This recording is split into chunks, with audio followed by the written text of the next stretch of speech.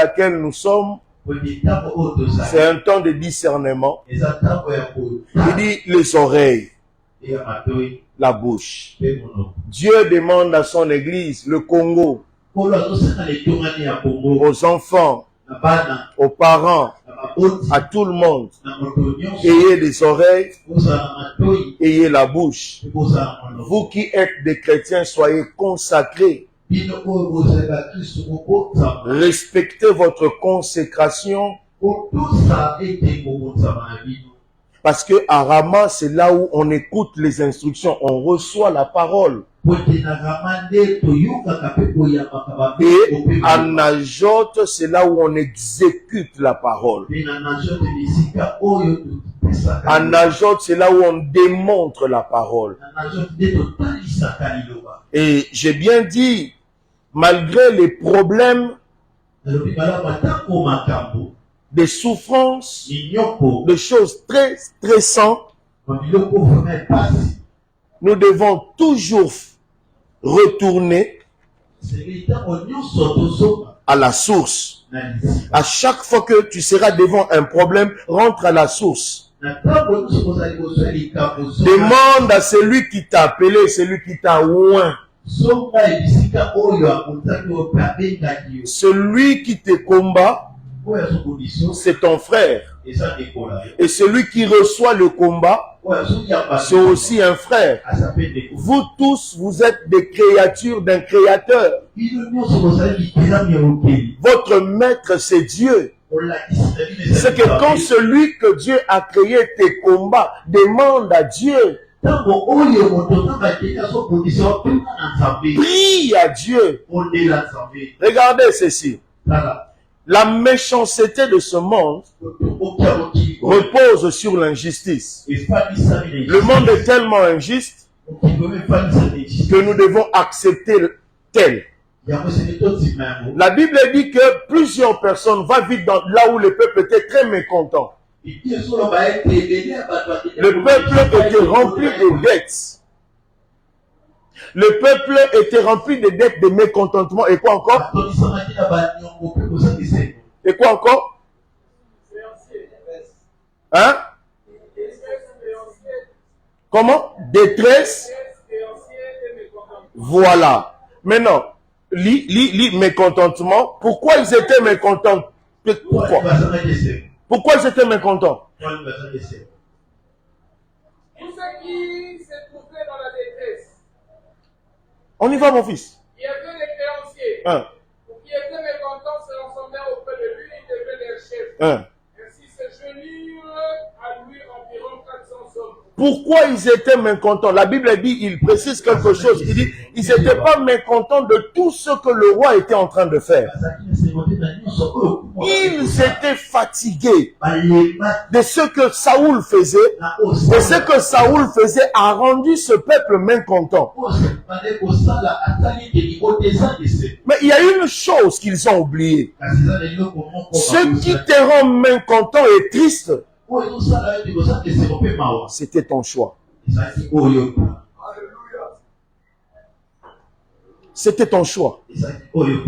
Souvent, on est pressé à être chagriné. On est pressé à murmurer. Mais on oublie que c'est nous qui avons commencé cela. C'est ton choix. C'est ce que tu as voulu en premier lieu. Et tu étais prévenu de cela. Maintenant, comment tu dois fuir? Ne sois pas triste. Sois responsable. C'est ça l'injustice de ce monde.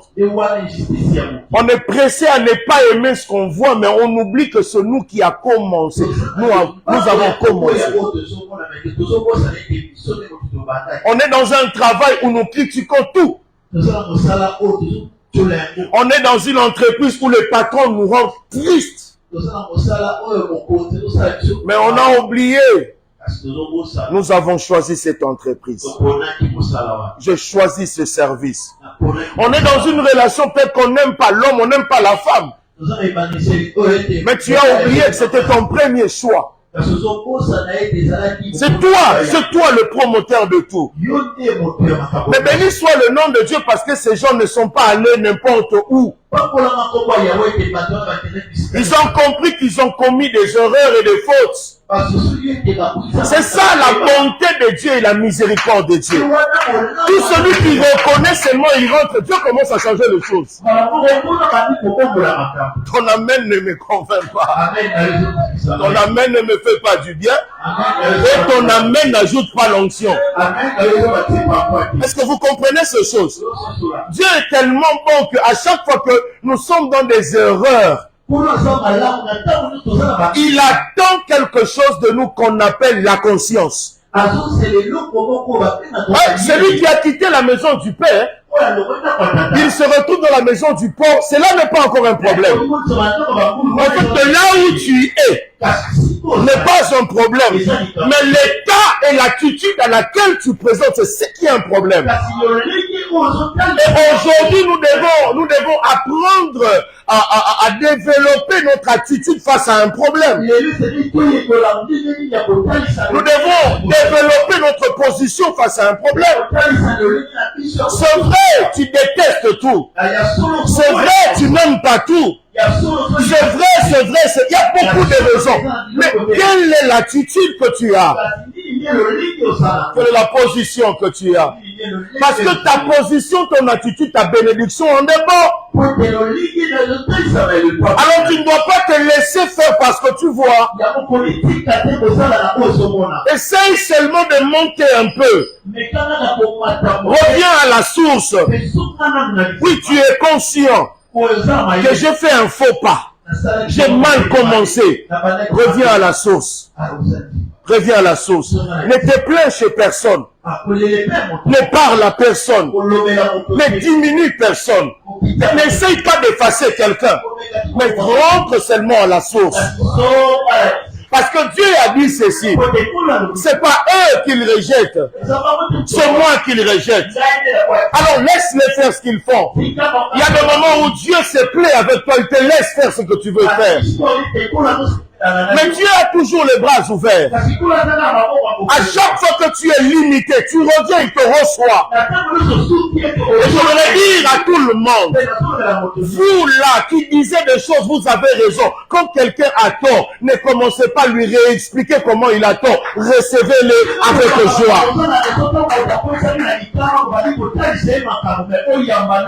Recevez-les avec joie. Aime ton prochain. Tout le monde commet des erreurs. Tout le monde commet des fautes.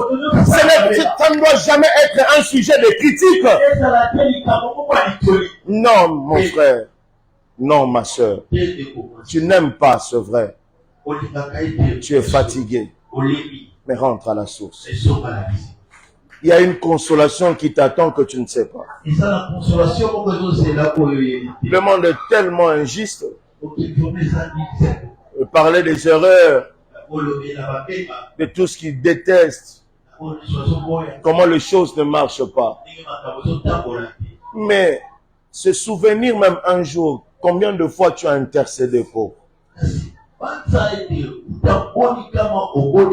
Ça, on ne le fait pas. On n'aime pas.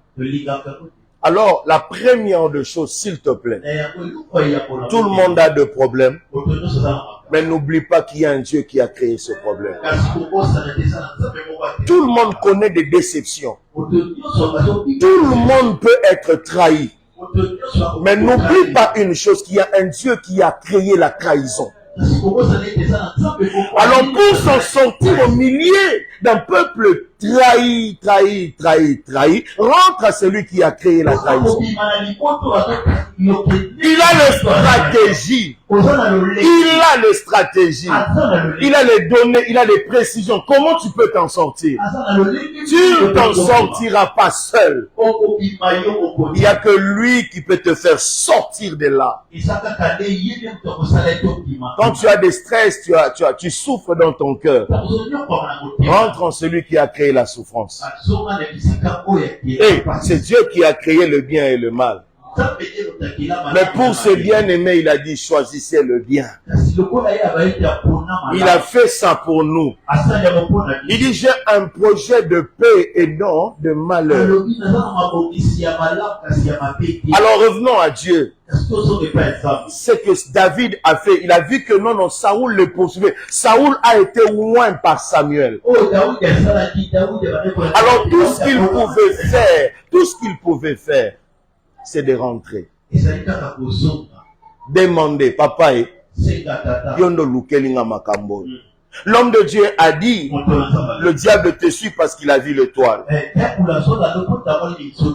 Tu vois, le problème du diable, c'est l'étoile qui est sur toi. Et l'étoile, là-bas, j'aimerais interpréter ça comme l'huile dans la corne qui est déversée sur la tête de David.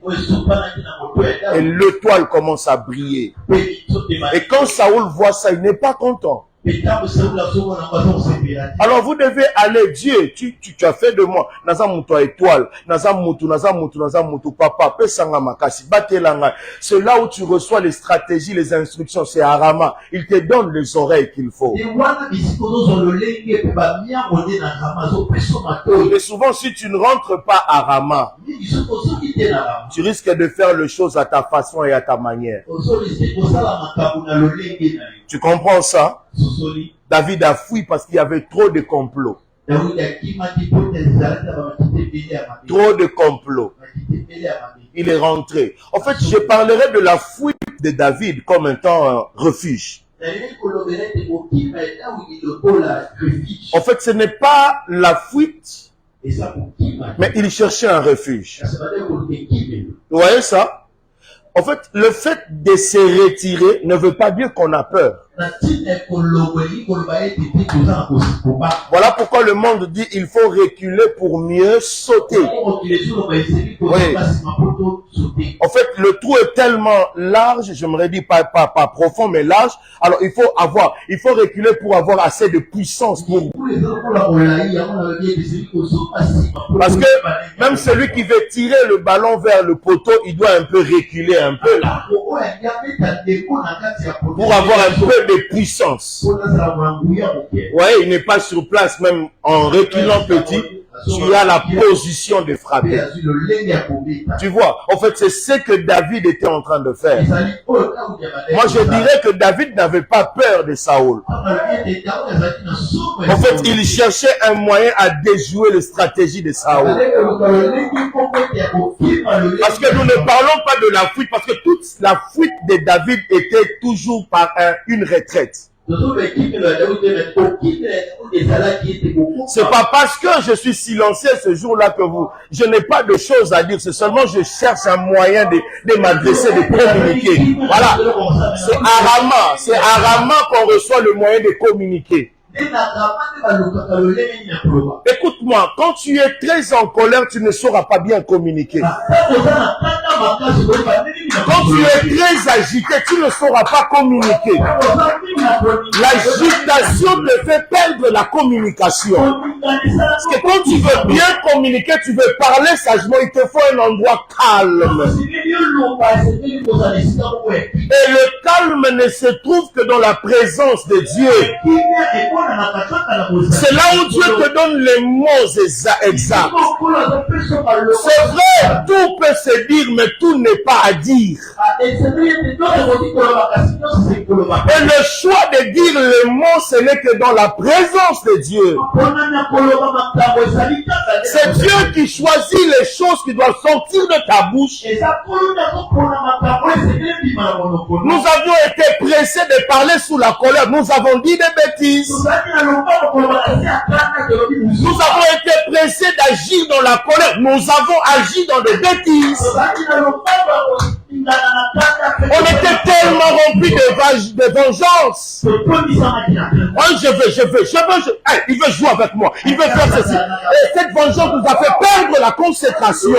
Alors, David ne voulait pas s'exposer comme ça. C'était un homme qui ne voulait pas s'exposer. Il devait aller se cacher. Écoutez, on connaît notre nature.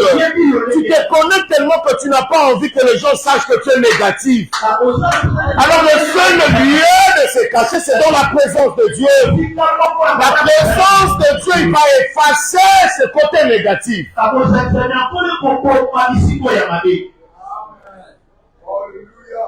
Va effacer ce côté négatif. C'est un temps de réflexion. Là où tout bouge.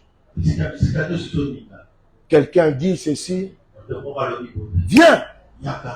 Tu sais, ils font ceci, ils font cela, parce que le pasteur les a fait ceci, le pasteur a fait ceci. Je lui ai dit ceci. C'est ce que lui t'a dit, ou c'est ce qu'on t'a dit, ou c'est ce qui s'est dit.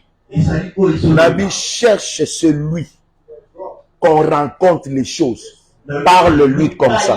S'il confirme ce qui s'est dit, alors dis ça.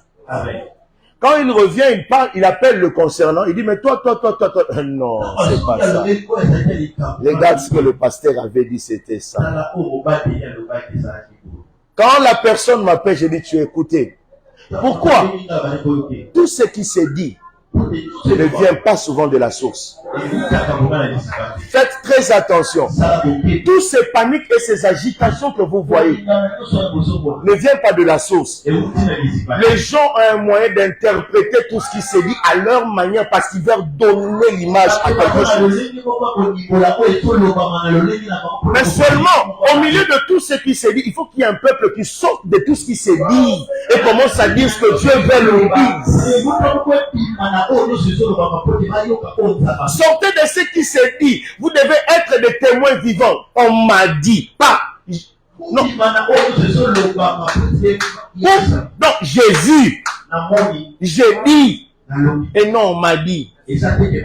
Sortez de ces milieux-là. Vous avez créé des troubles dans les vies des gens à cause de on m'a dit. J'ai entendu. On a dit ceci. Souvent, ça ne vient pas de la source. Vous comprenez? Et tout ce que vous voyez, ce n'est pas toujours la vérité. La réalité n'est pas la vérité. Or, les personnes qui sont à Rama sortent de réalité pour commencer à vivre les vérités. Les hommes et les femmes, on a beaucoup de pasteurs à l'oba qui coûtent d'ailleurs à l'obi, coûtent des bâtons, on a parce que pasteur. Maintenant, bateau, oh, bazo vivre en bozo loba yango, bango baby que pasteur à loba yango, te. Parce que beaucoup mina loba yango ndenge, ni. Quand le diable veut salir quelque chose, il commence à amener les ondits. J'aime les gens qui disent j'ai vu. Ah, c'est un adulte. C'est un homme fort. Je te parle de choses j'ai vues. Tu vois, ça c'est être responsable. Et non, je te parle de choses qu'on m'a dit. Kaka. On va t'arrêter un jour, hein, toi. Fais très attention. Tu comprends ça? Quand tu seras devant un problème, rentre à la source. Écoute celui qui t'a oint. Tu as besoin de la dimension d'une écoute. La dimension de la consécration. Le lieu de mon affermissement. Écrit encore égal affermissement.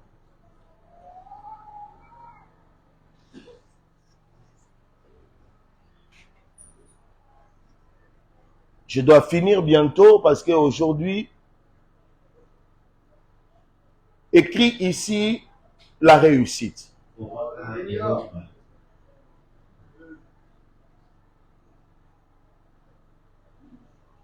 Ici c'est Dieu, ici c'est l'homme, n'est-ce pas? Il dit, confie-toi à Dieu, tu seras, cherche-moi rapidement la vie. Confie-moi toi à Dieu, tu seras comment? Quand tu es devant les problèmes, tu sens un esprit de poursuite. Là, tu dois aller à Rama. Tu dois t'affermir. Tu as besoin de la... Beaucoup de chrétiens aujourd'hui ne sont pas affermis. Or, quand on n'est pas affermi, on est instable comme de l'eau. Quand le vent souffle, on part comme ça. Celui qui ne bouge plus devant les problèmes, c'est qu'il a les oreilles, il a la confiance en Dieu. Il vit dans les hauteurs et il vit par celui qui a les oreilles, qui est Samuel, l'écoute. L'exaucement vient dans les affermissements.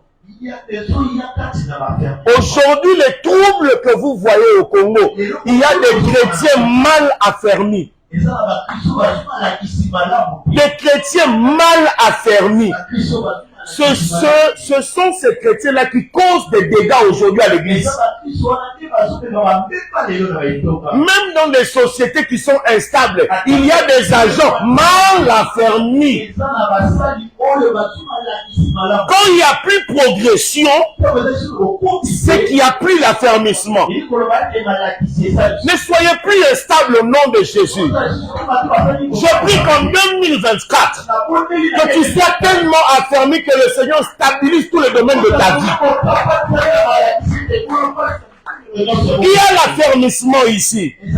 Il dit confiez-vous. Tu as trouvé le verset rapidement, lis-moi à haute voix. Il dit confiez-vous. 2 Chroniques chapitre 20, le verset 20. Le lendemain, il s'est mis en marche. Le grand matin pour le gestion de Tekao. À l'heure départ, Josaphat se présenta et dit écoutez-moi, Judas et habitants de Jérusalem, confiez-vous à l'Éternel, votre Dieu, et vous serez affermis. Confiez-vous à l'Éternel, votre Dieu. Je vous avais dit l'autre fois dans quelque chose, un secret dans le psaume, là où on dit confiez-vous à l'Éternel.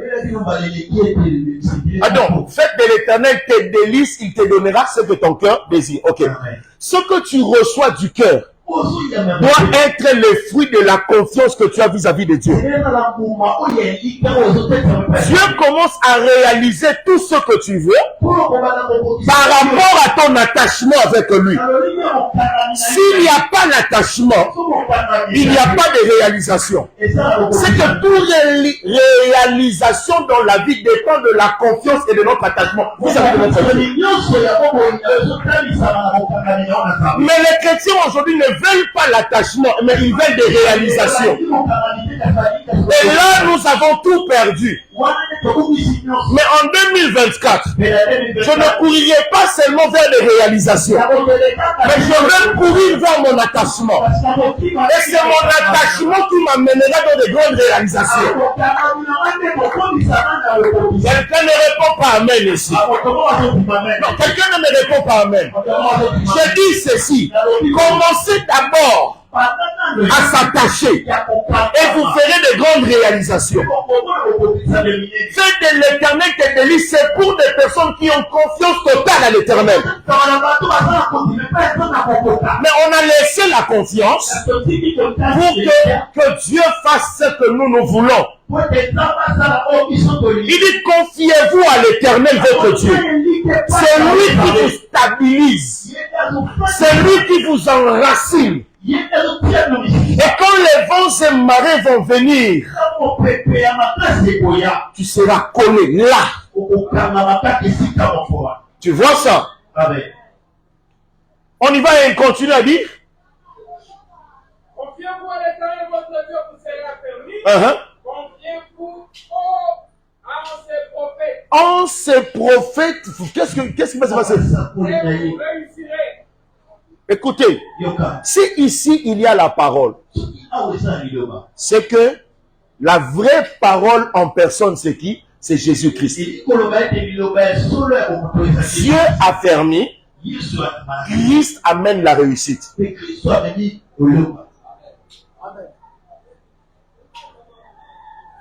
La parole de Jésus donne la réussite. C'est que je confirme que Ram et Najot, ce sont deux choses parallèles qui vont de même. C'est l'écoute et la pratique de la parole de Dieu. C'est que David a reçu ici à Rama, David le met en pratique à Najot. Aujourd'hui, les chrétiens Quand vous venez à l'église, vous venez pour écouter. Afin que là où vous allez, que vous mettiez en pratique ce que vous avez écouté. C'est ce qui produira le miracle dans votre vie. Amen, Église de Dieu. Amen. Amen, Église de Dieu. C'est que à Rama, on ne réussit pas, on s'affermit. Mais à Najot, c'est là où il y a la victoire. David a bandi kolonga banguna na ewapi na Najot. David a bandi kokonza banguna na ewapi na Najot. C'est comme ça qu'on parle de la réussite. Tu veux réussir. Tu veux réussir. Tu veux réussir. Va à Najot. Najot, c'est le lieu de la victoire, c'est le lieu de la réussite. Vous voyez, c'est le lieu où la parole est déclarée. Merci Seigneur Jésus-Christ. Josué chapitre 1, le verset 8. Il dit que ce livre de la loi, quand on parle de ce livre de la loi, on a dit que Najot ne s'éloigne point de ta bouche. Tu vois ça? Tu méditeras. En fait, à Najot, on est dans la méditation. Tu vois? Il dit que ce livre, on y va mon fils, tu vas trouver. À Najot, il dit que tu la médites jour et nuit. C'est alors que tu auras du succès. C'est comme ça que Samuel va amener David à Najot. Parce qu'il a dit, c'est là où tu vaincras tes ennemis. C'est là où tu réussiras. On y va. Il dit que ce livre de la loi ne s'éloigne pas de ta bouche. Médite-le jour et nuit. Pour agir fidèlement selon ce qui est écrit. Car c'est alors que tu auras du succès.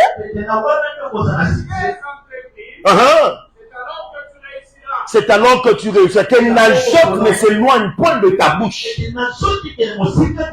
Parce que le problème a objectif de nous éloigner de Najot. Mais plus nous avons des problèmes, nous devons nous rapprocher de Najot. Puisque tu te sens découragé, puisque tu te sens fatigué, tu dois te rapprocher de Najot. Te rapprocher de Najot. Te rapprocher de Najot. C'est là le lieu de notre réussite. C'est le lieu de notre réussite. Jérémie chapitre 1, le verset 9. Regardez ce que le Seigneur est en train de faire. Il dit quelque chose de tellement merveilleux. Alléluia. Oui. Oui, l'Éternel étendit sa main. Oui. Et toucha ma bouche. Oui. Et l'Éternel me dit. La Bible dit quand on a envoyé première délégation. Quand ils sont arrivés à Najot, la Bible dit commence à prophétiser. Deuxième, prophétiser. Troisième, prophétiser. C'est que Najot, c'est le lieu des influenceurs. Il y a une nature qui influence une autre nature. C'est comme ça que j'ai dit le dimanche passé pour dire que reproduire sa propre divinité dans l'autre corps. C'est là où c'est à Najot qu'on peut faire ça. Maintenant, écoutez comment ça influence les choses. Quand nous allons, il dit à Jérémie ceci. Jérémie, c'est pas toi qui vas faire tout ça. Je serai ton influenceur. Je vais t'influencer. En fait, tout ce que tu feras, ça ne sera pas toi, c'est moi, Dieu. On y va. Il dit, moi l'Éternel, je mets Najot dans ta bouche. On y va. Regarde, je t'établis aujourd'hui. Je t'ai établi. Sur les nations Oui. et sur le royaume. Oui. Pour que tu arraches, que tu abattes, que tu ruines, que tu détruis, que tu et que tu plantes. La parole de l'Éternel me fut adressée en ces mots. Et vois-tu, Jérémie, j'ai répondu, voici une bonne amandier. Voilà. Il dit, ça ne sera pas toi. La mission que je t'ai confiée, c'est moi qui mets des paroles. C'est moi qui mets des paroles. C'est moi qui t'influence, je te pousse. Je suis cette main-là qui te conduit. Ce n'est pas tes efforts. Tu vois, les personnes de Najot, les gens là qui prophétisaient, ils étaient en train de prophétiser sous l'influence. Sous l'influence. Sous l'influence.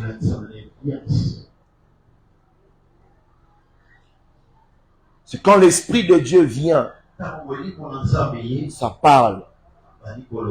Qui dans cette salle connaît Ngamaza? J'entends un nom qui vient Ngamaza.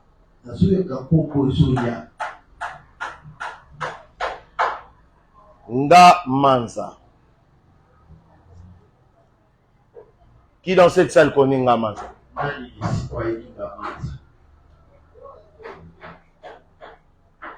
C'est comme Francisco Ngamaza.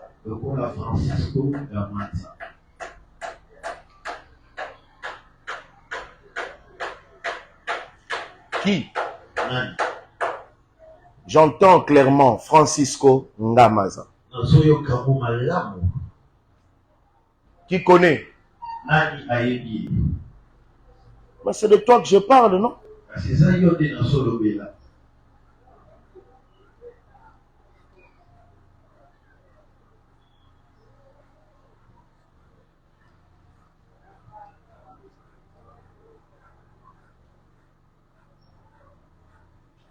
Le lieu des influenceurs. Maintenant, regardez le mystère.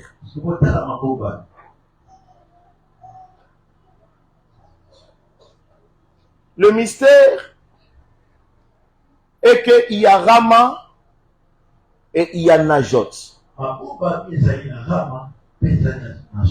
Rama est égal à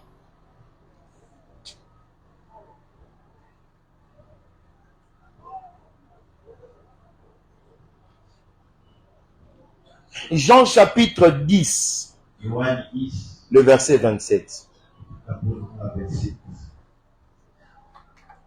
Rama, c'est Jean chapitre 10, le verset. Verset 27. Oui. Mes brebis entendent ma voix. Oui. Et je les connais et elles me suivent. Oui. Mes brebis entendent ma voix. On y va, répète. Mes brebis entendent ma voix, je le connais. Hein? Et elles me suivent. Elles me suivent. David suit Saoul parce que Saoul et David comme une brebis entend la voix. C'est à Rama qu'on entend la voix. En fait, à Rama, il y a l'appel. C'est là où Saoul peut dire, je connais mes brebis. Et mes brebis entendent ma voix. Samuel, merci.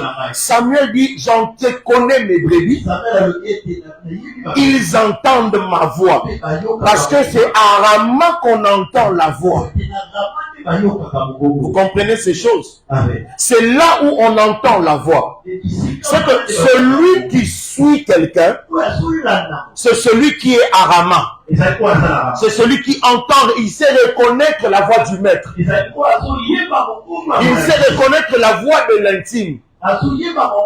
Maintenant, Najot est égal à Jean chapitre 16, le verset 13. C'est ça le mystère. Jean chapitre 16, le verset 13. Qu'est-ce qu'on dit là-bas? Quand le consolateur sera venu,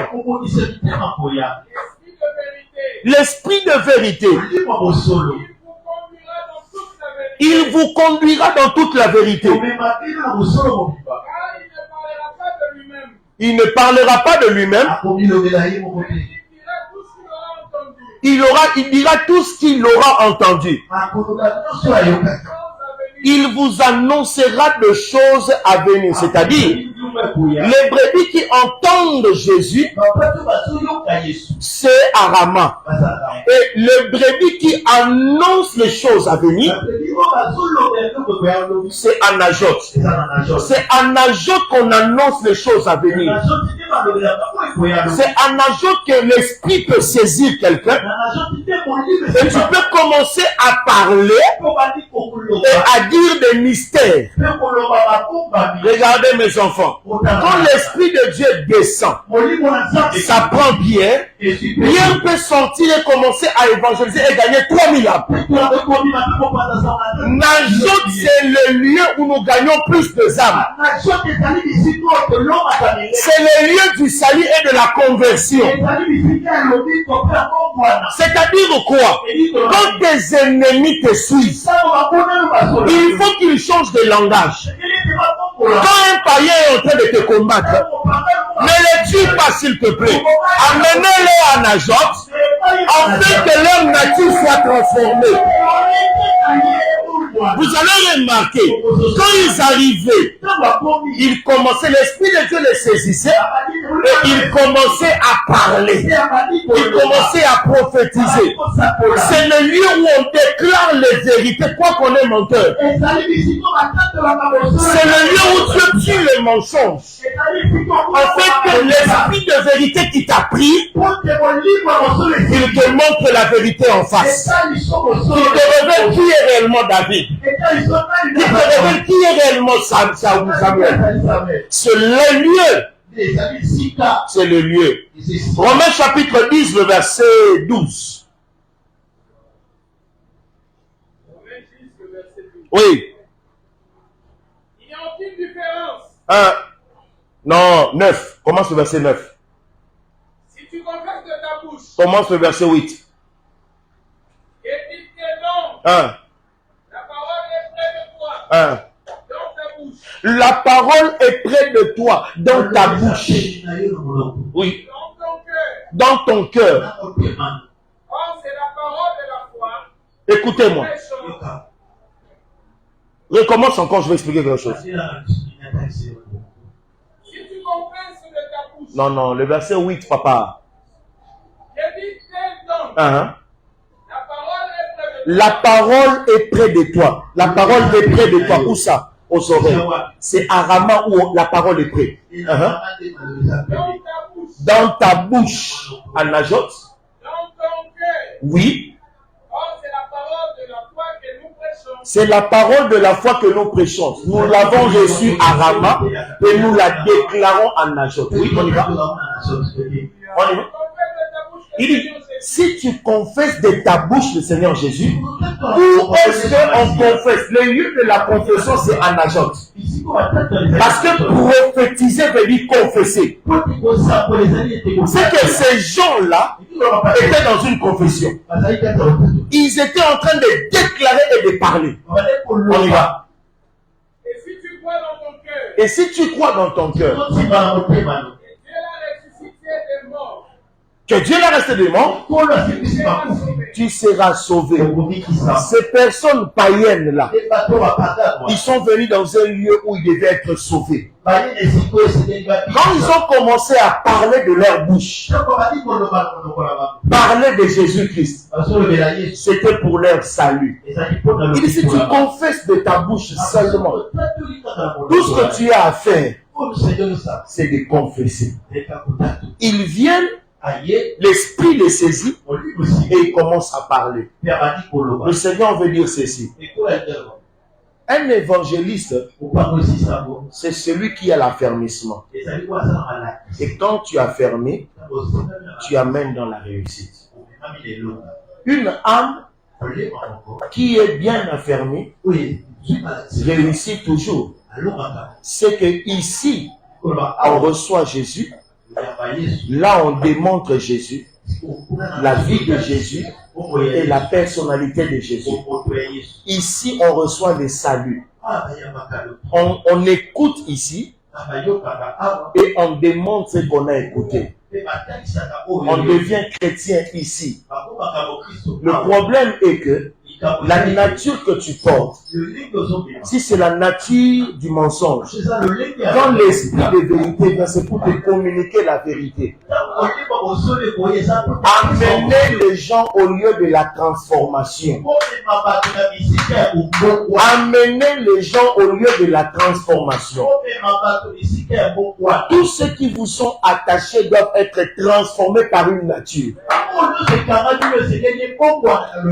N'enfoncez plus encore les âmes dans les débauches, dans les mensonges, dans les critiques. Vous êtes des influenceurs.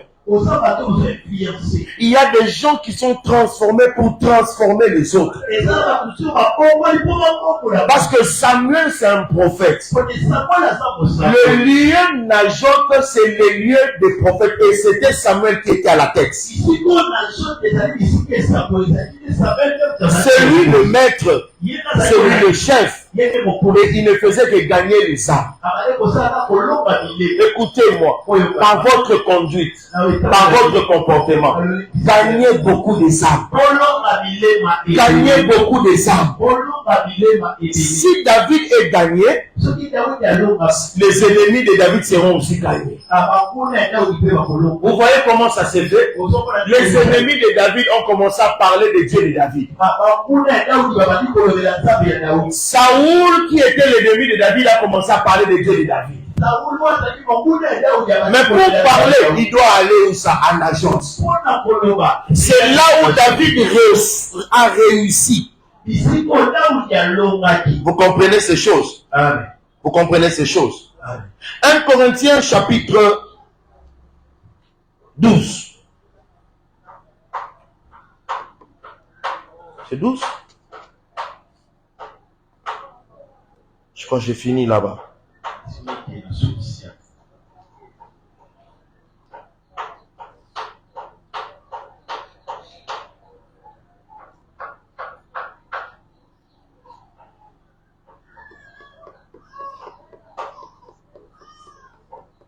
J'ai fini là.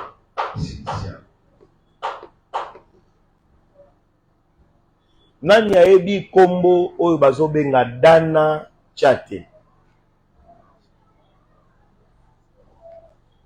Nani ayebi kombo bazobenga Dana Chate.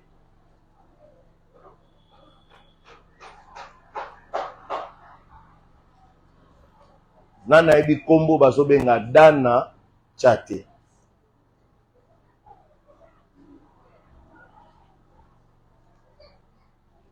Ils connaissent ce nom. Dana Chate.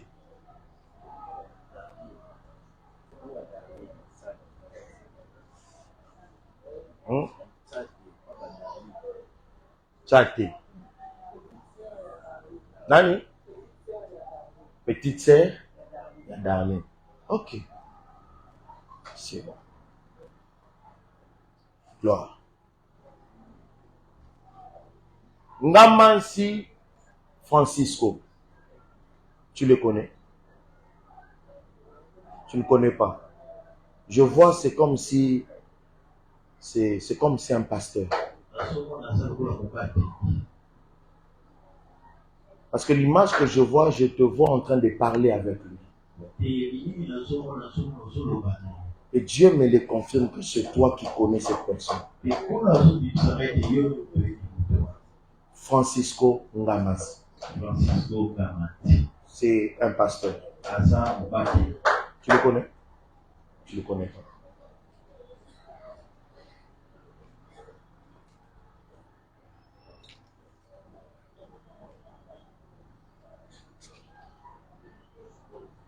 Nani kombo maman na topé grand-mère na kombo na Lodi.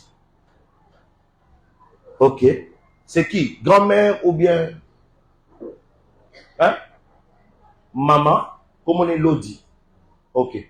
Na kati ya famille, moto ameni comment nani? Ruth. Embe. Nani? Na? Eza kombo a famille na bango. Ok. Eza na motuta mema kombo. Ok. Gloire au Seigneur. 1 Corinthiens.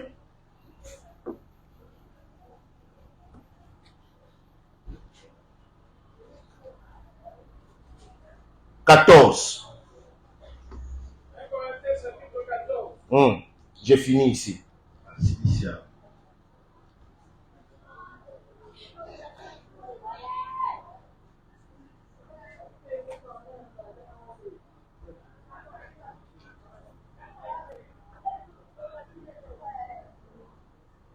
Dans la famille, Bimbaboza 13. Oui, Bimbaboza 13. Hein? Oboyebi, Boza 13. Nanyaza 10e.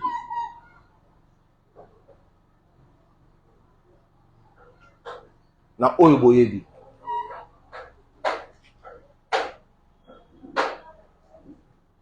Fais à la rite. Hein? Nanyaza 10e. Grâce. Ok. C'est bon. Tu es arrivé, lis-moi.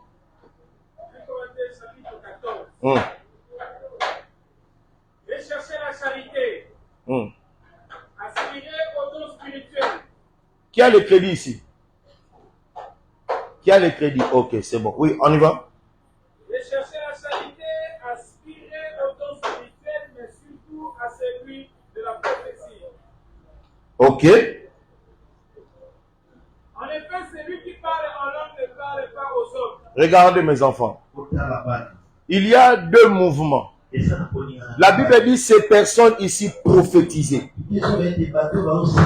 Amener à la prophétie, c'est vivre dans la réussite.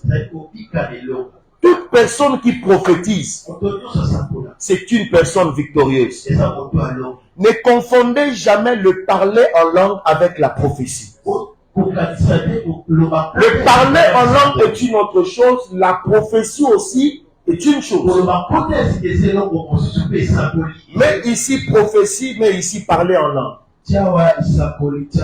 Parce que plusieurs personnes croient que quand ils parlent en langue, c'est un prophète. Beaucoup se sont donnés ce point-là parce que voilà. Parce qu'il parle en langue, il dit qu'il est prophète.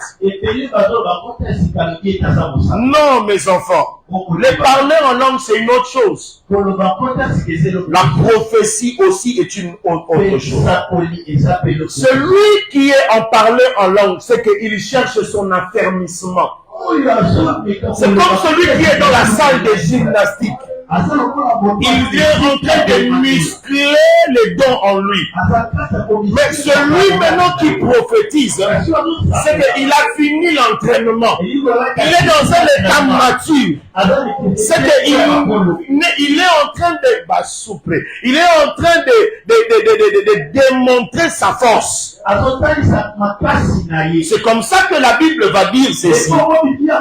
Il dit chercher aspirer au don spirituel, mais surtout à celui de quoi? De la victoire. À celui de la réussite. Nous avons besoin de prophètes qui réussissent dans la mission que Dieu les a envoyés. Nous avons besoin de prophètes qui amènent un pays à la victoire. Dans les temps anciens, chaque armée qui voulait avoir la victoire, qui dominait les autres armées, avait des prophètes. C'était des prophètes qui dirigeaient la bataille. C'était des prophètes qui montraient là où ils devaient s'installer. Nous avons besoin d'une génération de prophètes dans cette église qui amènent le pasteur à la réussite, qui amène la femme à la réussite, qui amène son quartier à la réussite. Il est temps de vivre la victoire. Mais nous n'allons pas vivre la victoire si la prophétie n'est pas authentique dans notre vie.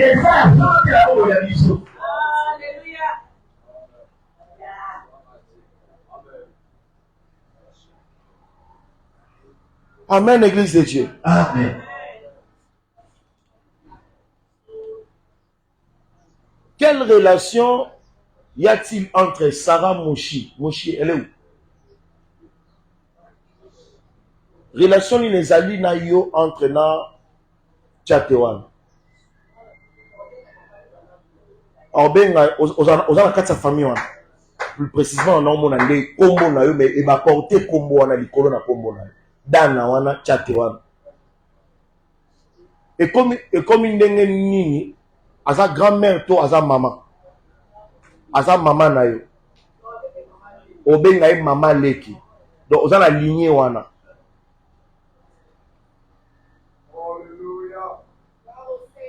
Et le Seigneur continue de m'insister que les Francisco Ngamansa, c'est pour Dorcas.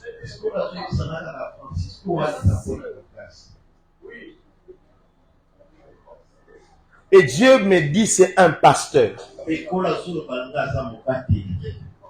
C'est un pasteur.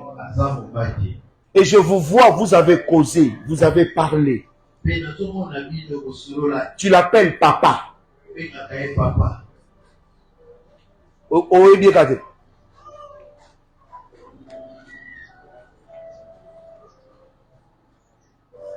Que le Seigneur me donne quelque chose. Wow. Et de là, la prophétie, le parler en langue, on y va mon fils. Il dit, en effet, celui qui parle en langue ne parle pas aux hommes. Mais à qui? À Dieu. Oui. Car personne ne le comprend. Personne ne le comprend.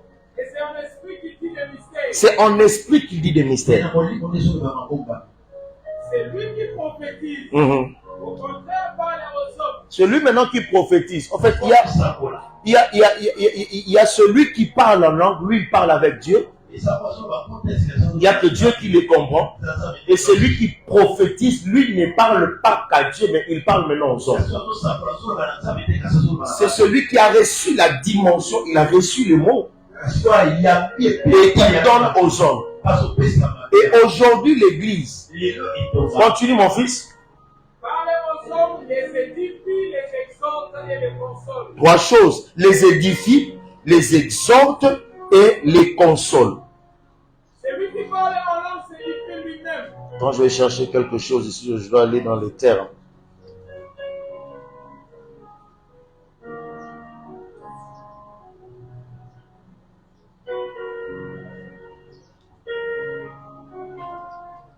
Oui. Il dit, il les édifie. Celui qui prophétise, édifie. C'est que celui qui était détruit, il a la capacité de construire. La prophétie sort pour des personnes qui sont des maisons. Les maisons qui sont détruites. Un prophète a la capacité de les reconstruire. Et Christ, comme étant un prophète, il pouvait dire, la maison qu'on a construite, je la détruirai, je la construirai en 3 jours. Ça, c'est un prophète. Il peut reconstruire. Quand on dit édifier, c'est-à-dire qu'il a la capacité de construire. C'est un vrai architecte. Un vrai maçon. C'est celui qui sait encourager. Édifier, c'est encourager. Il fait croître avec sagesse un chrétien. Il amène quelqu'un dans la piété et dans le bonheur. Dans l'édification, on voit la croissance. Dans l'édification, on voit l'encouragement. Aujourd'hui, nous avons besoin de gens qui encouragent les autres à aller de l'avant. Ne découragez pas les gens, mais poussez les gens à aller de loin. En tout celui qui encourage, c'est un prophète. Si dans ta vie autour de toi, il y avait une faible plante que tu as rendu fort, tu es un prophète. Tu es un prophète. Tu es un prophète. Si tu es entré dans une maison qui tout était détruit, tu as amené la construction.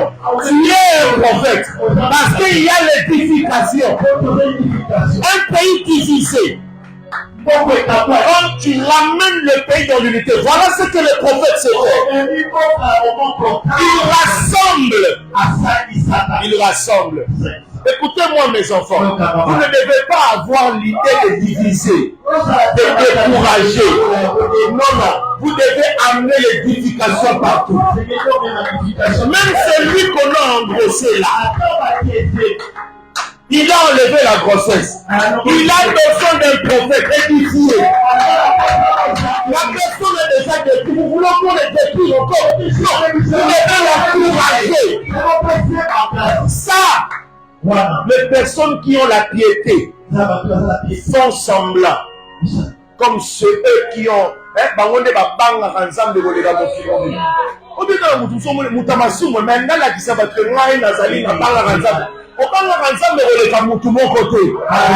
est tout le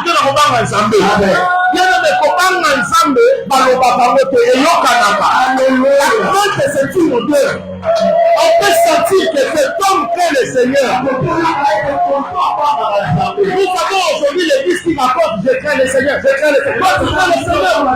La crainte même quand on est silencieux, ça se voit par le comportement. C'est une odeur qui est libérée et tout. Ça fait en sorte ceux qui ne craignaient pas le Seigneur commencent à craindre le Seigneur. Ceux qui ne marchaient pas dans la crainte commencent à marcher dans la crainte de Dieu. C'est une odeur qu'on répand autour de nous. Arrêtez de faire semblant que vous craignez le Seigneur. Arrêtez de faire semblant que vous avez peur de Dieu. Arrêtez de faire semblant. Et ça, on le dit dans le tout dans le mais tous ceux qui m'attendent, ma vie, on la parle la performance en lui. Partout où nous passons, écoutez, les prophètes vont venir cette semaine. Il saura reconnaître les personnes qui craignent le Seigneur. Et puis je me lève te dire une chose. C'est pas parce que on dit que tu vas réussir, tu as un bon mariage, tu vas avoir beaucoup d'argent. C'est pas parce que pour ça que tu crains le Seigneur. L'amour de Dieu souvent révèle toujours le bon côté de son serviteur. Et il cache les mauvais côtés. Et de nos corps. Dieu, c'est pas un Dieu qui sait exposer ses fidèles. Dieu, c'est un Dieu qui sait cacher ses fidèles. Et quand vous voyez quelqu'un qui sait cacher sa génération, lui, c'est un prophète. On n'a pas tout. Malobana bango kako otoroba ezolo kako talisa batu ke non ngana lingiye na bino bolingaka ete ngana lingiye bino bolingaka ete ngana lingiye bino bolinga boso welela ye na nani. Non, tu n'es pas en compétition avec personne. Je suis venu t'annoncer que tu n'es pas en compétition avec personne. Personne n'est en compétition avec toi. Alors arrête de comparer ta vie avec qui que ce soit. Juge ta vie à partir de toi-même. Ne juge pas ta vie à partir des gens. Ça,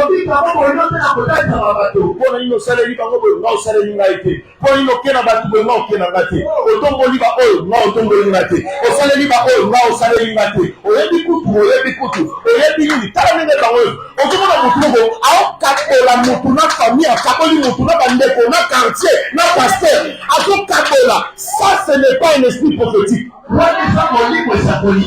prophète n'est pas seulement celui qui parle. Le prophète, c'est celui qui ramène les caractères. Je répète encore pour te dire, on parle de la prophétie, on parle de tout une caractère qu'on implante. Un prophète, c'est celui qui sait ensemencer un caractère. C'est ça l'édifice. C'est ça l'édifice. La Bible dit exhorte. Quand on parle d'exhortation, on parle de l'appel. C'est-à-dire, on parle de l'aide. On parle de l'avertissement. C'est celui qui sait avertir. C'est l'ozokende et Zamabe. Soko nyati awa et Zamabe. Soko salibo keba papa nangayo. Qu'on les cancela wanate. Et puis quand tu dis ça avec amour. Dis ça avec amour. C'est que bateau va comment qui prophétiser wana. Ba kota ki na dimension ya édifice na dimension ya nini ya exhortation. Et si quand oboye bazo zo ba vers parce que le parler en langue oyo batu baza koloba awa ezalaka lolenge oyo muto ko ba langue il ne parle que de sa vie. Il parle que de sa personne. Au moins, il montre devant le balang. Pardon. Il fait des choses comme ça. De parler en langue. C'est que toi, quand on va prophétiser, quand l'esprit le saisissait, et ben on peut savoir dans sa reproche. Au moins, il caractère vous avez, et ça, il y a un côté, petit caractère. Amen. Tu vois? Et puis, console.